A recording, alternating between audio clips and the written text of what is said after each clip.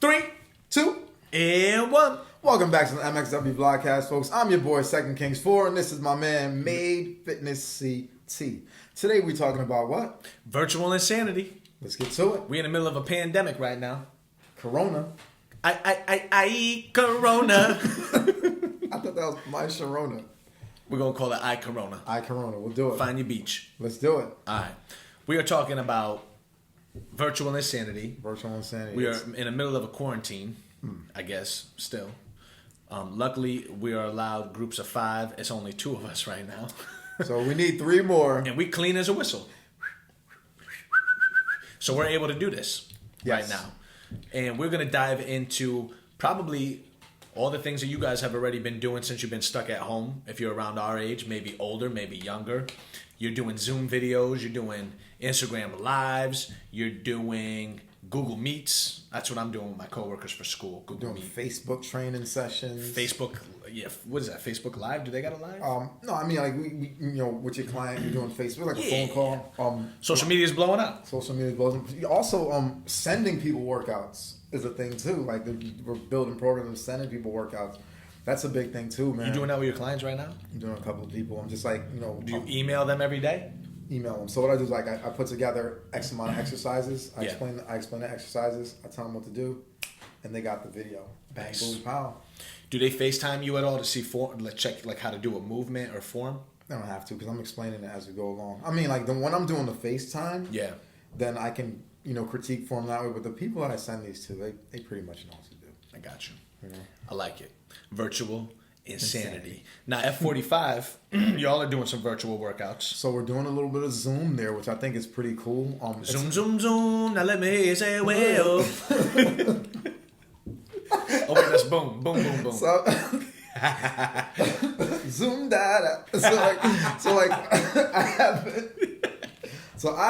I've never worked with Zoom personally. It's something that we just started working with, and to me it's tough sometimes with 2 coaches working on at the same time. But I think it's a work in progress. Sure. I like the idea of it. I like the fact that we still have people that are working with us at a time like this, where there's so many other platforms out there that they can venture off to. Of course. So I appreciate that. And Zoom is big. Yeah, I didn't know anything about Zoom until this whole coronavirus started, and then people were like, "Hey, do this." I've done like Zoom virtual happy hours where you meet up with a couple of my friends, and we'd each be holding a drink in our hands, just having a conversation like as if we were together. Yeah, but it's still weird because you ain't nothing like being like with the people. Yeah, that's you're right about that, and I think it's always better when you're together. But I do understand the precautions that they're taking. Yeah, given the fact that like the numbers keep on jumping. I think there's a panic number, and I think there's a number that we're going to settle into, and we're going to be okay in the long run. Yeah.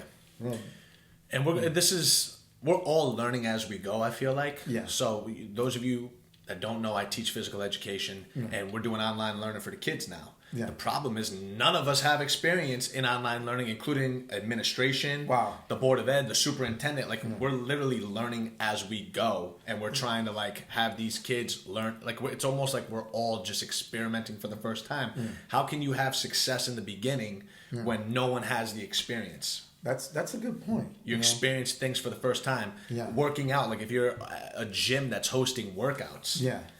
With multiple coaches, or even just like a gym that's putting together programs for their members so that they can stay open in some capacity to give these people something. Yeah.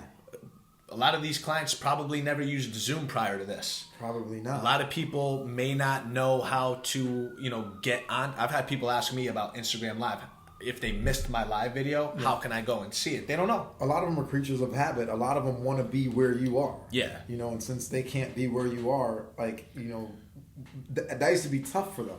So now, them seeing you and not being where you are is like, oh my gosh. But, it'll work itself out. Yeah, well, I think we're all just trying to make the best of what we are dealt with. Yeah. Since we can't see each other physically or be in the same place, this is the best that we can do. Yeah. So we have to make the best of the situation and try to find balance, try to find new normalcy, if that's a word, into what's going on, because Do you think that things are going to just go right back to normal after all of this? I don't think things are going to go fully back to normal. They might to some degree. Like, obviously, there's going to be a new normal. Yeah. I think, like, a lot of things are going to change. Like, going forward, because I also think that, you know, even though they said this is going to go to May, there's still going to be a delay in people coming back to certain gyms. People are going to leave certain gyms to do, you know, other things. I think more people are going to realize that whatever they were doing before, rather be inside of a gym or outside of a gym, they can do a little bit more because they have less resources now than they did before, and they're coming up with a bunch of different ideas. They're becoming more creative. They're becoming more focused on the things that they need physically and mentally. So they're going to be able to like channel different energies and channel different things and become more self-reliant. Yeah. You know, so I think personal training may take a little bit of a hit.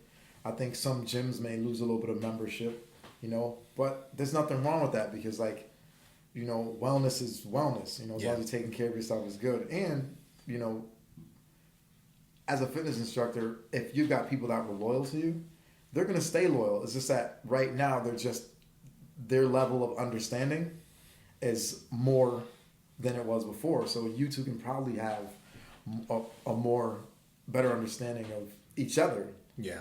You know? It's going to take time to adapt back to what it was. I like that. Summed up what I said. Yeah. It's just, there's going to be a trust factor because I don't think people are going to be able to trust other people right away, especially people that you don't really know. So like going into a gym, you're going to see people that are like very anal, I think, about really wiping down equipment. Yeah, cleanliness. Refusing to give like high fives or knucks. And in the beginning may stay, you know what, even though we're cleared to go back, I'm going to take my time transitioning back in until a point where I feel comfortable. Yeah. Because not everyone's going to be comfortable right away. And that's true. You know, I think that's true. You know, everyone's going to be different. Some people, the people that are really stir crazy right now and feel like they have to get out, those are the ones that are going to be the quickest ones to go back and try to make their lives normal, which may not be a good or a bad thing. Yeah. And then you have the people that are a little more hesitant. They take time in their thought process, and they're going to say, okay, I'm going to ease back into the things that I feel a little bit more comfortable with. Yeah. But other things where I know there's going to be a lot of group of people, I'm going to take my time with that. I'm going to take my time like that. So the gyms might take a hit because of that. Initially, I think, you know, initially they'll take a hit, but eventually people will end up back in gyms. Look, it's a lot more people. I'll tell you right now, it's a lot more people that have equipment at home than they did before. It may not be a whole home gym. No. But they've got more things at home that, you know, that they can get by with. Yeah. And how about those fitness companies? Like I saw something, I'm huge on Rogue Fitness, you know that. A lot of my equipment downstairs is Rogue. And they had to shut down sales. Wow. For like, I think 1 or 2 days straight, they were like, listen, no more sales. We need to catch up on orders. Because the whole country was like, oh shit, we're going to be stuck inside. Yeah. Let me bulk up. And I know some people that I know, clients that you may know, that have told me like, oh, I just purchased this. I'm waiting for this to come in and things like that. Those businesses that create fitness products, they might have benefited from this. Of course they did. Better than anybody. Of course they did. I think a lot of the virtual, I know like Peloton, Beachbody On Demand. There's another, Neo U, I believe is the company, like those streaming platforms. You got the Mirror that's doing pretty good right now. Those places are going to be Peloton, like you said, benefiting. That's what I mean by like so many things. Like people are going back to these things that they used to do before. Yeah. And it's making them, I think it's opening them up to a whole other avenue. So when we go back, because I mean, look, I work at a facility. When we go back, it's going to be a little different. Yeah. So we're going to have to. It's going to take some time to adapt. You're going to have to transition.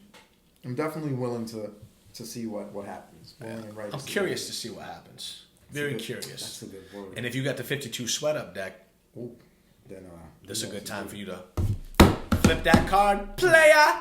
52 times. 52 workouts. Just saying. We put the product out about 3 years ago. Shameless plug. It's coming back. We're bringing it back. My boy is back. But anyway, let's keep it. This whole episode is about the virtual insanity that's taken over the country. How do you feel about doing your virtual workouts? I like it and I don't like it. What do you like about it? What I like about it is the fact that it's engaging. You're engaging a whole lot more than you normally would with a client or a group, because you have to like be there. You're there, and like for me, like being there is like, this is what I like to do. So that's one of the things I do like about it. One of the things I don't like about it is the fact that I'm not there. Yeah. Because like I like to be there. It's a bittersweet feeling. Because in a sense you're there, but technically I'm like really not there physically. I'm more of a, whenever I'm inside of a gym, and I think I tell everyone this, and I think everyone sees it. Whenever I'm inside of like a gym, okay, so check this out. Like I do these sessions now, and I'm like, yeah, they're cool. I'm getting them done. I like them, but at the same time, like I started doing like, I've done physical therapy a couple of times, and like nowhere else I go right now, given our circumstance, where I feel comfortable. I went to physical therapy the other day, and like I felt like I was in heaven. No kidding. Because like the equipment was there. You're looking at like people are doing lunges, people are doing bridges. I mean, this is basic stuff. Yeah. But given I'm thinking fitness when I'm in there. So every time I'm inside of a fitness facility, like it brings like this thing, it brings this huge calm to me, this relief. It makes me feel like I'm at home. Yeah. You know, and I miss that. I really miss that. Yeah. Just that, the interaction. The thing that I'm going to miss the most, honestly, is like, I think about how I'm not going to be able to like shake somebody's hand, give those high fives. Like you think about body language, that says a lot. How you shake somebody's hand, giving them a high five when they're going through something. Like I know, like at the gym, like when someone's really pushing themselves, you feel the power and energy coming off that hand on a high five or on a knuck. Yo, let's be real. It may not happen again. It can be ugly. It may never happen again. It could be years before you shake somebody's hand. I heard President Trump, and I'm not a political guy, saying something along the lines where it's like, that, like, it might be the new normal where, like, when you first meet somebody, you're not giving them a handshake anymore. You're not giving them hugs. We don't know what this new normal is going to be like, and that's why, like, I think a lot of people are getting a little crazy up here because you're overthinking things. But I just know that that's one thing that's definitely not going to be normal in the beginning. Shaking hands, giving high fives, none of that. Hugs. I mean, family members, sure, but like if you meet somebody for the first time, it might be like, let me drop bows on them. Drop bows on them. Luda. But that's definitely one thing that makes me nervous, is the fact that who knows when that can happen again. And as a teacher as well, like that's a way I connect with my students in physical education. These kids are young. If they do something good, I want to praise them for it. And I give them that high five or those knucks. And that's me acknowledging them. Yeah, and they love that. I may not be able to do that right away. I may not be able to do that for a long time. They may say, listen, no physical contact with anybody. Who knows? That might be the new quarantine where they're like, all right, listen, things can go back to normal, but no physical contact with people that you don't aren't family or whatever. Are you thinking this? I'm thinking like they might even, before people even go back into their full-time job, I'm thinking they're going to have all those people before they go back to work take a COVID-19 test before you go back to work. And if you know, and you can't go back to work until you get the results. I know they're doing it in some places right now where people are working. But think of these like big businesses and all these places that like a lot of people are working from home. They're gonna get a call. Hey, hey Charlie, I need you to come back, but before you come in, you got to get that COVID-19 test, and you can't come back until we get the results. And who knows? So who knows? Man? My grandparents live in a assisted living facility in Connecticut, and they won't even let immediate family go. So that's my father's mother. He can't even go see his mother. But the people that get allowed have to have like this special privilege, like I don't know who exactly these people are, but these people that go there, maybe they're physicians, could be priests that are going to like do prayer. They have to get their temperature taken before they can even enter the building. When they got this temperature thing, they put it at your forehead. Then they have a whole interview. They ask you 15 to 20 questions. When's the last time you were sick? Did you cough over the last couple of days? Things like that. This is just what I've heard. When was the last time you traveled? Have you been out of the country? Have you been around anyone that's been out of the country? All these questions. And that might be us. And this is going to go on for a while. People might be asking us. Like, that's the thing. Like, when we go back into it, all right, before you come back to work, fill out these 20 questions. let me take your temperature. It's like back when you go to get a job and sometimes you got to take a urine sample. This is your new interview. This is going to be the new interview. Not only are you going to be giving them that urine, they're going to be putting that thermometer to your forehead, and you got a 20-question sheet to fill out about when's the last time you coughed, sneezed, and blew your nose. And it's not where you used to work at. It's not your resume. It's like, let me ask you a question. When's the last time you had McDonald's? What is good with that virtual insanity? Chipotle? We're not doing Chipotle.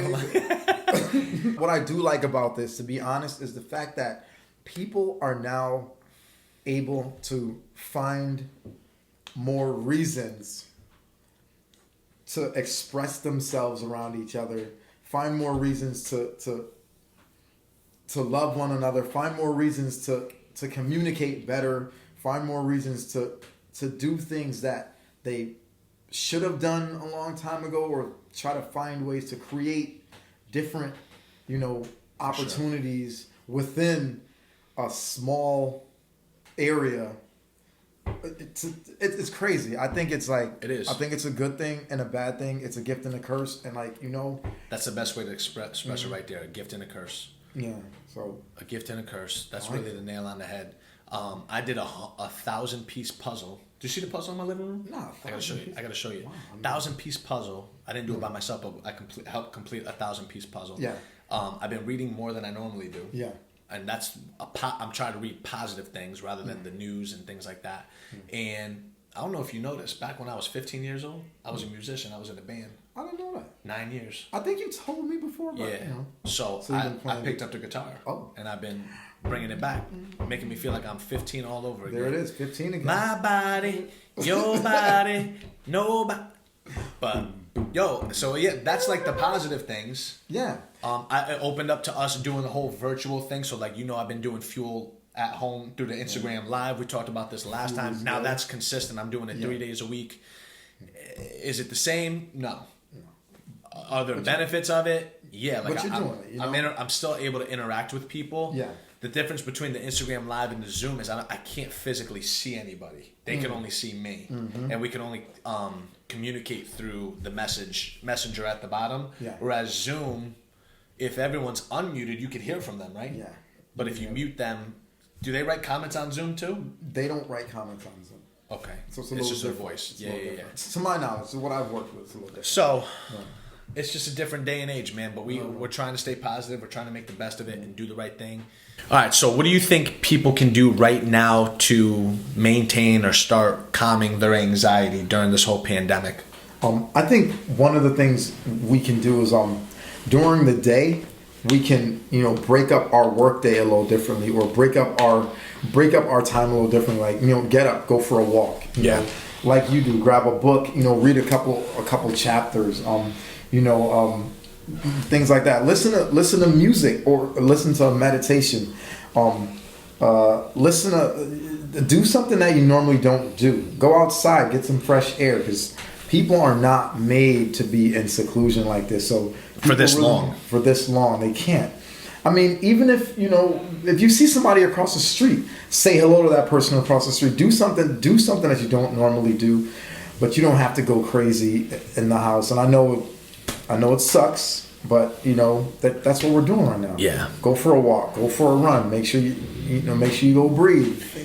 Meditate, whatever you need to do. Yeah. Do not sit in the house. I've gone for walks too. That's another thing that I don't normally do that often. Yeah. But just to get out and break the day up a little bit. Another thing I do on the weekends, I go for a drive. I get in my car and I go for a drive. I went for a drive this week. Me and you were talking on the phone for like 40 minutes. Yeah. It was nice though. I got out of the house. Yeah. I'm having interaction with somebody. Yeah. And I'm still being safe at the same time. So I like to do that. So obviously I used to be I was in a relationship. Every weekend, me and my old girlfriend would just go for a drive. We just pick a direction to go and we just drive. Kind of spontaneous. Yeah, just like that. So what I do now is this morning I drove to New Haven to get a cup of coffee. I live about 20 minutes from New Haven. Last week, I drove to Meriden. I had myself breakfast. And I left I know these things may seem a little silly, but you know what? You have to do this, man. Open up your thought process. For sure. a lot of people, including myself, our routines got smashed by this. Yeah, of course. I was the guy that was waking up early every day, working out before I got ready for school. I had my whole morning routine. Workout, shower, get ready for work, put my lunch together, meditate, show gratitude, get my day going with work, and then whatever I had to do after work. And now I don't have that. I'm getting out of bed a little later than normal. You know what I'm saying? Yeah. I'm still incorporating the whole fitness element into my life, but like, I got to be honest, I haven't been meditating nearly as much as I've done since I was in my normal set routines on a day-to-day basis. So I think another thing that can help us calm down and bring down the anxiety with this whole pandemic is start writing down some routines that you can follow and hold yourself accountable. I like that. I plan on doing that this week, to be honest, because I've noticed it. Writing things down, like, this is what I want to accomplish today. I want to wake up early so that I can do this, and this is what I want to make sure I do in the morning. This is what I want to make sure I do in the afternoon. This is what I want to make sure what I do in the evening or before I go to bed, and try to get into that whole routine. Having to readjust to what's going on right now. Some people say this is the new normal, but I don't want to look at it as that. I just want it to I think of it as like, okay, it's a phase we're going through. Yeah. We have to deal with this right now. And when we're done with this phase, we're somehow going to ease back into our lives, and we'll be okay again. We're resilient. People are resilient, and we just have to focus on the good things that are coming. There are good things that are happening now. You're going to look back at this and say, you know what? I appreciate the time that I spent within quarantine, because you've learned so much from it. I'm telling you, man, it's going to be really spiritually uplifting for a lot of people. Just give it time. Just really think about how you want to come out of this right now. And if you haven't put any thought into it, it's a great time to do it. It's a great time to think about it right here at MXW Vlogcast. All we're doing is trying to wake this baby up right here, y'all. It's all a mindset, and we try to keep it positive. Start writing down some new routines. Try to do something that you haven't done. You've been cooking a lot more. Things like that can keep your mind off of this. Do a virtual workout. Try different virtual workouts. There's so much out there. It's ridiculous. Like I said, people are resilient. We can do this, folks, and we're going to do it. So on that note, peace. And here, Grease, where can they find you on Instagram? At Second Kings 4. Find me at Made Fitness CT. You can find my boy AJ at F45 Fairfield, Connecticut. They're doing virtual Zooms right now, so I'm sure if you go on their Instagram or Facebook, you can find out a way that you can work out with them. Exactly. I am doing Fuel at Home through Instagram Live, and it's free. All you have to do is follow me at Made Fitness CT to get that, so you can work out with both of us. At the same damn time. You know what I'm saying? Or you can do one workout here and one workout there. And if you don't live in the area where we teach, this is a perfect time to get a feel for it and see what we do and what we can offer. And if anyone has any comments or questions, you guys can always hit us up, leave us a comment, DM us. Hit us up. Just let them know how you feel. We're on Instagram as well, at MXW Vlogcast. We ready. It is what it is. Drop us a line. Because you ain't got nothing but time. That rhyme. That rhyme. It did rhyme. And when you have a Corona, make sure you have a lime. At least this time. Corona, futures made of virtual insanity. Shout out to Jamiroquai. Shout out to Michael McDonald. Where'd that come from? Hold on. What was the rapper that did the zoom? Zoom dada. That's right. Shout out to the Lion King. Hold on. That's not the Lion King. That's watch this. Hold up.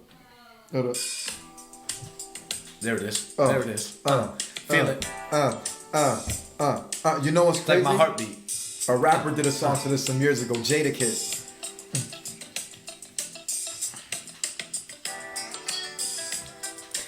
My man got soul too. Ooh, Michael McDonald. Yo, got that soul.